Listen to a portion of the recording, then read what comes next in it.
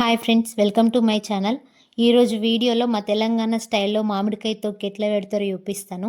మా అమ్మ మామిడికాయ తొక్కు ఎట్లా పెడతారో చెప్తాను. అయితే ఒక్కొక్కరు ఒక్కొక్క స్టైల్లో పెడతారు కదా. మా అమ్మ అయితే ఎట్లా పెడుతుంది అనేది ఇప్పుడు మీకు చెప్తాను. ఒకరు నువ్వులు వేసి పెడతారు, ఒక్కరేమో కొబ్బరి వేసి పెడతారు, ఇంకొకరేమో కొంచెం పోపు పెట్టుకుంటారు, కొందరు పోపు పెట్టుకోకుండా పెడతారు, కొంచెం పచ్చి నూనెతోటి పెడతారు. అట్లా ఒక్కొక్కరు ఒక్కొక్క రకంగా పెడతారు కదా.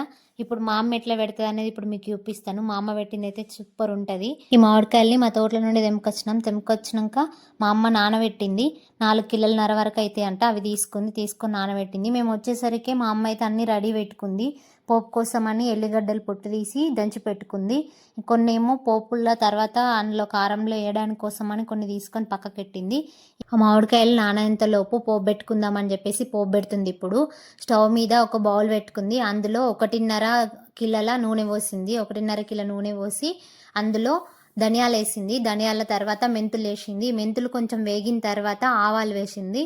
ఈ ఆవాలన్నీ మంచిగా వేగాలి. మంచిగా వేగిన తర్వాతనే మళ్ళీ మనం దంచిన వెల్లుల్లి ఉంటుంది కదా, అది వేసుకోవాలి. వెల్లుల్లి వేసేటప్పుడు అంట స్టవ్ ఆఫ్ చేసి వేయాలంట, లేదంటే మొత్తం ఆడిపోతుందంట. మళ్ళీ మొత్తం ఆయిల్ అనేది పైకి మొత్తం పొంగి కింద పడిపోతుందంట. అందుకని స్టవ్ ఆఫ్ చేసి కొంచెం కొంచెంగా ఆయిల్లో కొంచెంగా వేస్తుంది చూడండి. ఇట్లా కొంచెంగా వేయాలి. ఇట్లా కొంచెం వేసిన తర్వాత ఒకసారి కలిపి మళ్ళీ ఇంకో కొంచెం వేసి కలుపుకోవాలి. ఈ ఆయిల్ వేడికే వెల్లుల్లి అనేది మంచిగా వేగుతుంది. ఈ వేగిన తర్వాత ఏంటంటే మొత్తం మంచిగా చల్లారబెట్టుకోవాలి. పూర్తిగా చల్లారాలి. పూర్తిగా చల్లారిన తర్వాతనే మనం మిగతా ప్రాసెస్ అనేది చేసుకోవాలి. మామిడికాయలు 2 గంటలు నానిన తర్వాత వాటి నుండి నీళ్ళు అంపేసి మంచిగా తూడ్చిన తర్వాత మామిడికాయలను అయితే ఇట్లా వక్కల్లాగా కొట్టుకున్నారు చూడండి. ఇట్లా వక్కల్లాగా కొట్టిన తర్వాత మామిడికాయ ముక్కల్ని జోకుతుంది మా అమ్మ. ఎట్లా అంటే కొందరేమో మామిడికాయల్ని జోకుతారు, కానీ మా అమ్మ అయితే ఈ వక్కల్ని జోకుతుందంట. ఈ బౌల్ బరువు వచ్చేసి 600 గ్రాముల పైన ఉంది. ఇప్పుడు 4 కిలోల 830 గ్రాములు ఉంది. అందులో నుండి మైనస్ అయితే 4 కిలోల 200 గ్రాములు అయితే వక్కలు వచ్చినాయి. ఈ వక్కలకి కారపొడి అయితే మేము ఇదన్నీ అరసోల అంటాం. ఈ అరసోలతోటి 2 అరసోళ్ళు పోసింది.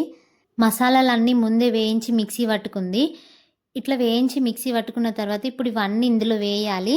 మా అమ్మ నువ్వుల పొడి ఫస్ట్ వేసింది. నువ్వుల పొడి ఎంత అంటే అరసోలా ఉంటుంది కదా, అందులో సగం వేసింది. వేసిన తర్వాత మెంతి పొడి వేసింది. మెంతి పొడి, ఆవ పొడి, ధనియాల పొడి ఇవన్నీ వేసింది. ఇవన్నీ 50 గ్రామ్స్ అవుతాయంట. కొంచెం ధనియాల పొడి ఇంకా కొంచెం ఎక్కువ అవుతుంది.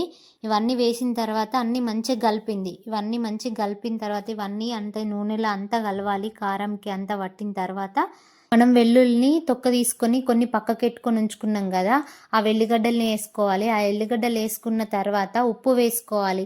ఉప్పు ఎంత అంటే కిలోకు 1/2 కిలో వేసుకోవాలంట. కిలోకి 1/2 కిలో అయితే మా అమ్మ 4 కిలోలకి కేజీ వేసింది. ఇంకా 200 గ్రామ్స్ ఉంటుంది కదా, దానికోసమని ఇంకా కొంచెం ఎక్కువ వేసింది. ఇప్పుడు ఈ ఆయిల్లో ఇవన్నీ మంచిగా కలిసేలా కలుపుకోవాలి. చూడండి, ఈ విధంగా కలుపుకోవాలి.